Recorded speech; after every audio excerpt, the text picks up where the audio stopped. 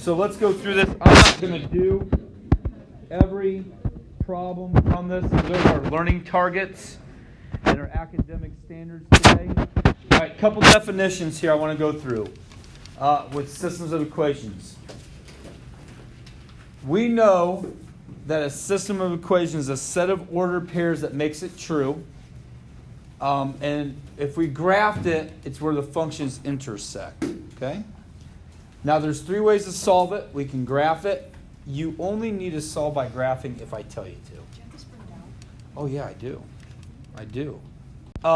You only need a graph when I tell you to graph, and you can use substitution or elimination. It makes, and obviously there's times when it makes more sense to use substitution versus elimination. Now I'm going to throw a couple vocab words at you guys. When we have one solution, it's known as consistent because it has at least one, but it's also called an independent solution because the system has only one solution. So a couple of vocab words there. When it's infinitely many solutions, when it's the same equation, okay, the system has, it's known as a consistent still, but it's also known as a dependent because it has many solutions. Let's be very clear how we answer if you get infinitely many solutions on the line. All right, this is how I want you to answer it. I don't want this. I want you to say you could say all points in the line or infinitely many solutions on the line, but you have to tell me what line. Does that make sense what I'm saying? Because it's this is the same system. This is all the solutions. So in this case, you would say infinitely many solutions on the line. Y equals, what is that? X plus 1. That line. You can't just assume infinitely many solutions because that's not a solution. This isn't a solution. It's all the solutions on that specific line. And let's tell me that line in slope-intercept form, please. Okay? Everybody hear me? Let's tell me that line on slope-intercept form. Okay, and then we also have parallel lines, which would be no solution because there's no point of intersection. And notice that it's called an inconsistent solution because the system has no solution. Okay? All right, so let's solve this one by graphing. Well, our top equation is, let's see here if we can do this. If our top equation is y-intercept is what? 3. So y-intercept at 3. And our slope is 4, so we're going to go up 4 over 1. Or, well, it helps if I can put the point. Or down 4. Left 1. I'm going to keep going because I want to be really accurate. Down 4 over 1. So there's one of my equations. Okay. Pretend I can draw a straight line freehand. Use your ID cards if you can't. And then our other equation is y equals 2x minus 1. So that means my y-intercept's at negative 1. My slope is 2. Down 2 over 1. Down 2 over 1. See how I can see that my point of intersection is down here at negative 2 comma negative 5, right? So my solution is negative 2 comma negative 5. Good? Nothing new, right? Nothing new. Let's continue.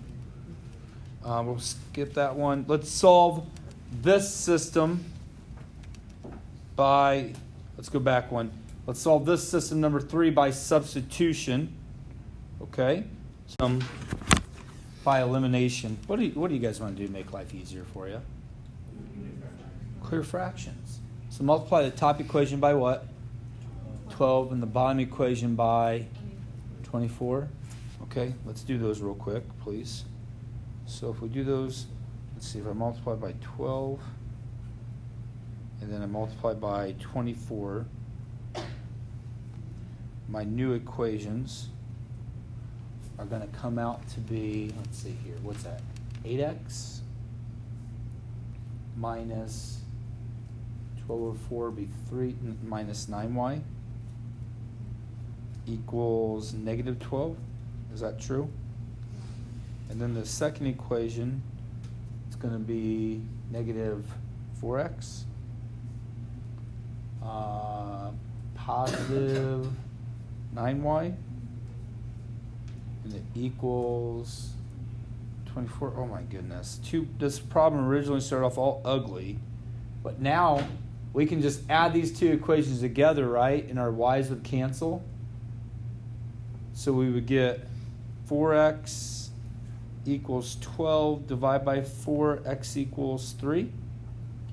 Now my recommendation is, guys, from here, I would plug x equals 3 into one of these equations. Don't go to the fractions, go right here. Plug it in right here. What's 8 times 3? 24. So I'm just going to plug it in right there. So 24 minus 9y equals negative 12. Subtract 24, that's what? Negative 36. Divide by negative 9. I get y equals, anybody get it? Y equals 4. Right on the money. So y equals 4. And then my answer as an ordered pair then would be 3, comma, 4. You okay with that? Okay. Now, look at this one. So you remember we talked about that. We know this is review, but now it's more challenging because look where my variable is. It's in the denominator, and I gave you the hint.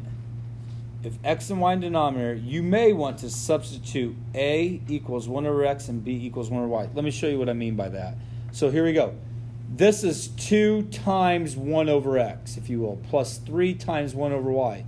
So if I take this and say a equals 1 over x and b equals 1 over y, I can rewrite that first equation as 2a plus 3b equals 1.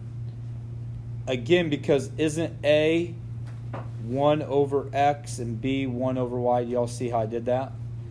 So my bottom equation, the second part of my system equations would be 3a minus 2b equals negative 18.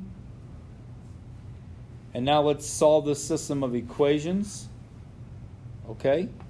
So, see, I'm not saying you're wrong. See how one's positive, one's negative? I'm going to eliminate b because I always want to add. So let's eliminate b. One's positive, one's negative already. You're going to have to multiply both according. Listen. We found a to be what? What did we find a to be? Negative. And we found b to be what? But didn't we say at the beginning, a equals 1 over x. Negative 4 equals 1 over x. So what's x equal to? Negative, look up here. X is equal to negative 1/4. Algebraically, we solve for x, we will get x equals negative 1/4. And b was 1 over y. 3 equals 1 over y. So, again, guys, look. Y equals 1/3. So our answer is negative 1/4, comma, 1/3.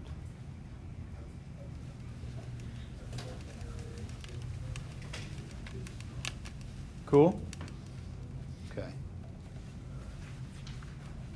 Here's our homework.